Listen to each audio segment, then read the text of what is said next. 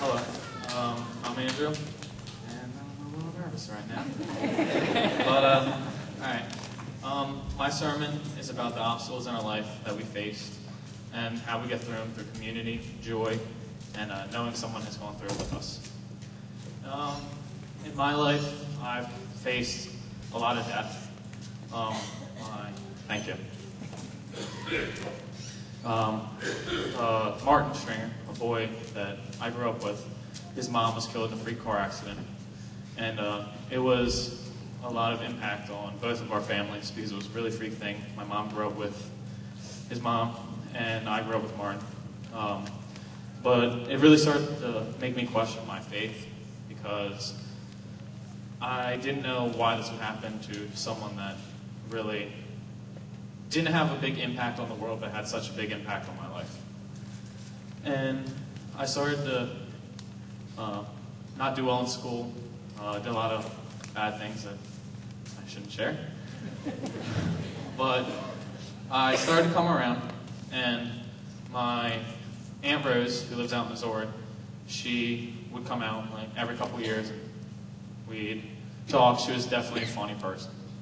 But she called me and told me that I was a special person and that I was going to do great things. And my Uncle Bruce said that after she talked to me, she died an hour later, and it was kind of shocking that she would call me before she died. And the same process happened, but I started to accept death more. But my Uncle Al, who was definitely the life of our family parties, was a big shock when he died because he was getting better from cancer. But he lost the battle, and with that, it was shocking for me to see how it affected my family.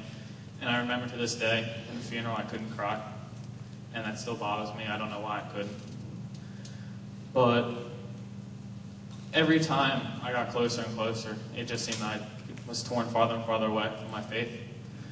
And my grandmother, it's been a year now that she died, and it was sad to see how my dad took it, how our family took it. She was the string that held our family together, and we've been slowly drifting apart as this has happened. But what I've learned from this is that accepting death is a big important part of our lives because most people are afraid to die. But being able to overcome this has made me a stronger person in my faith, and it's just helped me out a lot.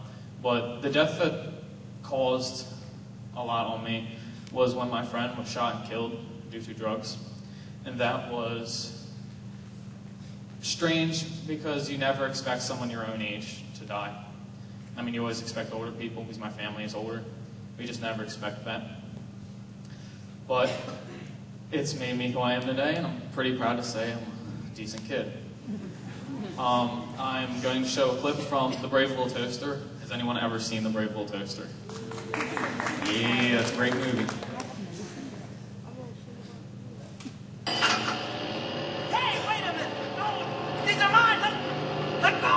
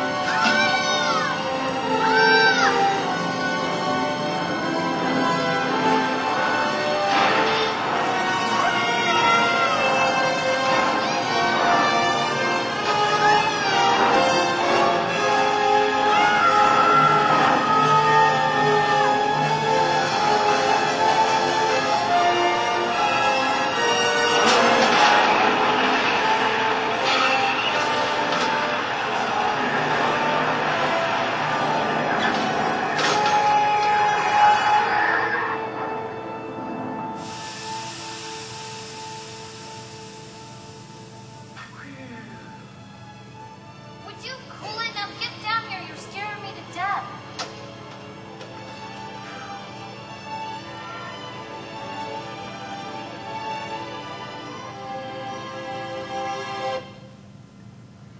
Alright. So, the brave little toaster, in the beginning, they try and find the master, who is that boy, and they spend the whole time on their journey, and right there, the brave little toaster sacrifices himself to save his friends, and after that, he gets rebuilt by the master, and comes back to life, and is in paradise. But that really relates to friendship, and friendship, well, community in one, but in my life, community would be football. We spent a lot of time in the weight room with each other, and having to go through 100-degree weather running and all with everyone. But when you line up on the line and see the guy standing next to you, you know that he went through what you had to go through with him, which is just like in life, because everybody has to go through death, sorrow in our lives. Chapter 1 John, chapter 4, 7 to 8. Beloved, let us love one another, because love is from God. Everyone who loves is of God and knows God. Whoever does not love does not know God, for God is love. And love is shown with the people around you and families. Gandhi said, where love is, there God is also. So in this church family, with all the love, God is here with us. Yeah, it's Gandhi. Finding the joys in life is another thing that's really important to us. To make it through tough times and obstacles. Philippians chapter 4, 4 to 7. Rejoice in the Lord always. Again, I will say rejoice. Rejoice. Let your gentleness be known to everyone. The Lord is near. Joy is something that is deeper than happiness. Money cannot buy joy, but happiness can be bought. Happiness is buying that car, going on that car ride. Well, just buying a nice car. But the joy is driving around with family. Those are memories that you always have. Some of the joys of my life would be the Maine mission trip. I got to meet a lot of people. It was fun. Moose, yeah.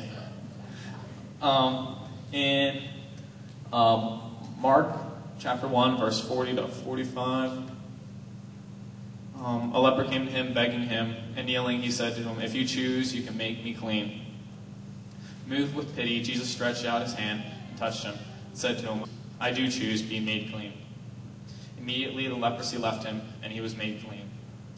After sternly warning him, he sent him away at once, saying to him, see what you say nothing to anyone, but go. Show yourself to the priest and offer for your cleansing what Moses commanded as a testimony to them. But he went out and began to proclaim it freely and to spread the word, so that Jesus could no longer go into a town openly, but stays out in the country. People came to him for every quarter. The man was cured of leprosy, which was a joy to that man, and is a joy of God to clean a man, and he felt so great about it that he had to go and tell everyone. Knowing that others go through the obstacles in your life is a big part. In Matthew 16, 24 to 25, then Jesus told his disciples, anyone to become my followers, let them deny themselves and take up their cross and follow me. For those who want to save their life will lose it, and those who lose their life for my sake will find it. Each one of our lives, we have to have sacrifices. Jesus sacrificed himself so that we could all be clean. The disciples were persecuted throughout history, and our sacrifice is to give up a little time and come here, or in my case, stand up here and preach. But that really isn't that bad compared to people in the world who are persecuted for being Christian. We have it pretty easy. These three things have helped me throughout my life get through tough times, and I'm sure has helped a lot of people get through their lives. 50 Cent once said, sunny days wouldn't feel special if it weren't for rain, and joy wouldn't feel so good if it weren't for pain. That definitely speaks to all of our lives. You can't know joy without sadness, and we all have shared a lot of sadness in our lives. But these are made us stronger people and have made us who we are today. Thank you.